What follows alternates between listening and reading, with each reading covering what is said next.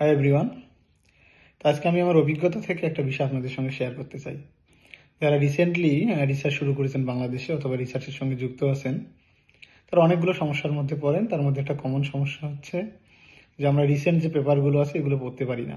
আমাদের ইনস্টিটিউটে অ্যাক্সেস না থাকার কারণে বা বিভিন্ন কারণে আমাদের এগুলো আসলে পড়া সম্ভব হয় না, যে কারণে আমরা অনেকটা পিছিয়ে যাচ্ছি।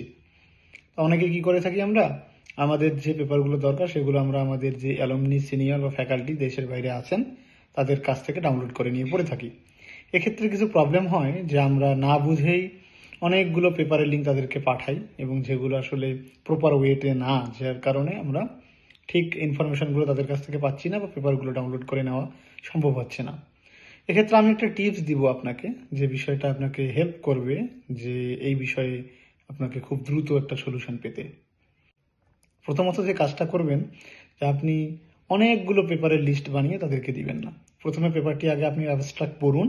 অ্যাবস্ট্রাক্ট পড়ার পর যদি মনে হয়ে থাকে যে পেপারটি আপনার সঙ্গে রিলেটেড, তখন আপনি সেই পেপারটা তাকে পাঠাবেন। দ্বিতীয়ত, আপনি একটা লিস্ট তৈরি করুন, একটা ডক অথবা টেক্সট ফাইলে, যেখানে আপনি আপনার যে পেপারটা আছে সেই পেপারটার টাইটেল এবং তার পাশে তার ইউআরএল অথবা ডই নম্বরটা অ্যাড করুন, এবং আপনি একটা অ্যাবস্ট্রাক্ট লিস্ট তৈরি করুন যে পেপারগুলো আপনার লাগবে।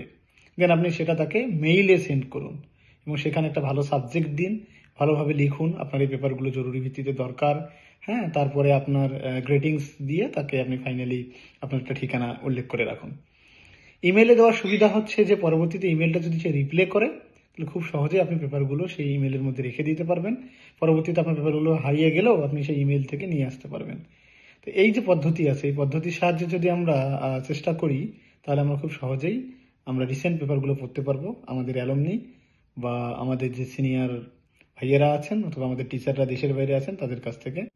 আশা করি এই টিপসটা আপনাদের কাজে লাগবে। তো শুরু করে দিন আজকে থেকে। ধন্যবাদ সবাইকে।